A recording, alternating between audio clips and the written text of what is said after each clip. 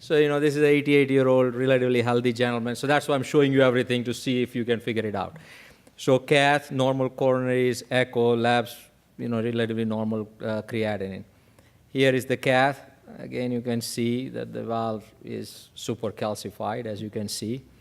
And you see the right and the left. Again, see the valve. Valve is very calcified, normal ventricle. I show you the CAT scan, again, to show you that how the aorta looks. Valve is calcified. I even show you the valve. Valve looks like bicuspid. There is a right and left fusion of the valve. The valve, is an 88-year-old valve, and it is a calcified valve. So we saw all of that, and we measured the valve. Coronary heights are good. Annular size is large. It is 7 or 4 millimeters square, but it's not horrible. And so we thought that we can put a 29 millimeter valve in this patient, and relatively. Did you do annular or supraannular sizing? Annular sizing. So annular sizing, 7 or 4. So because, again, the good question from Dr. Popma to say that whether you want to size it for a bicuspid valve a little bit higher or lower. But for the Sapien, I like to size them at the annulus. So here, this is our standard. So we do same access. So I put a arterial sheath, and underneath that, there is another arterial sheath. We put a sentinel device, calcified valve, conscious sedation. I don't use pre-dilation, but this valve is coming at an angle, and it is, it is very super calcified. And when we crossed the valve, we had a 100 millimeter gradient.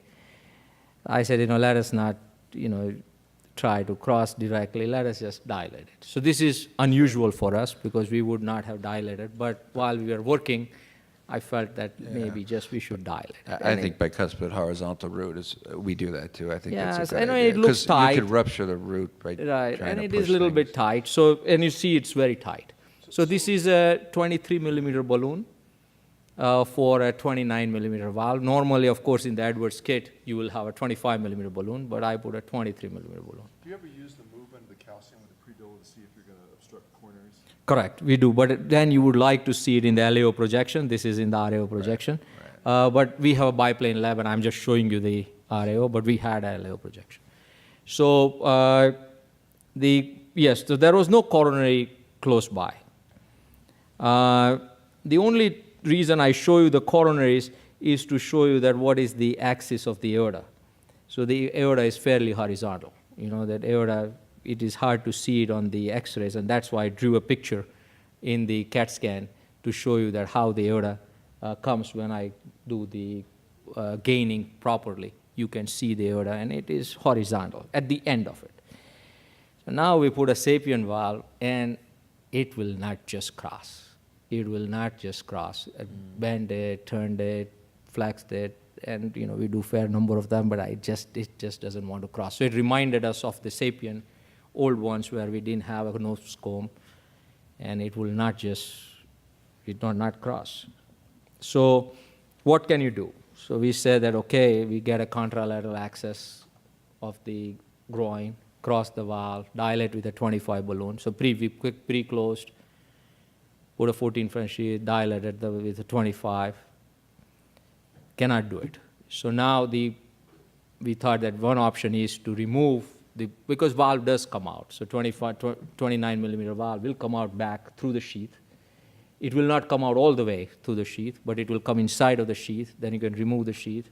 You can either get a new valve, or you can push the valve out, open it up, and crimp it back on the balloon, whatever you like. I've done both ways. But I think if you can afford it, and the Edwards would pay for it most commonly, then you can just get rid of the valve, get a new valve. Doesn't matter.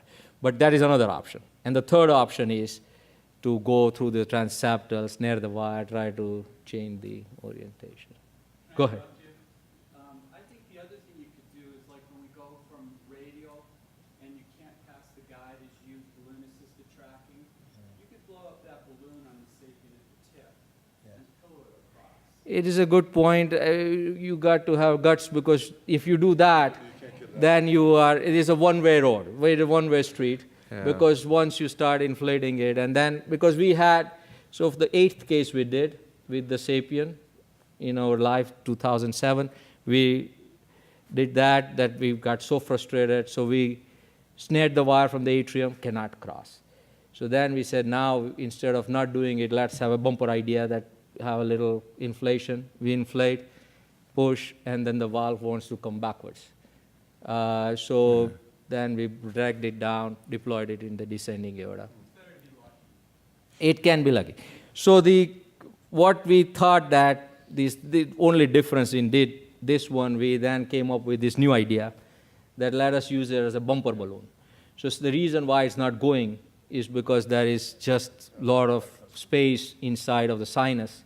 So instead of inflating the balloon in the valve, let us inflate it in the sinus, and so that this Sapien just can't go there.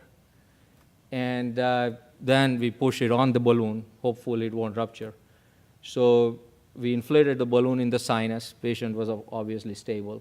And then we just used a bumper balloon technique. As you can see here, it was actually extremely easy. So this was just out of frustration. We came up with this idea, and it worked well. And then finally, after that, we put 1 more cc of saline inside and inflated. And as we always do, we like to put it a little bit close to the annulus. And then finally, we went put 2 more cc's and inflated. So it's a large valve, and then looks very good. We didn't need a pacemaker. And here you can see we removed everything, and patient did actually.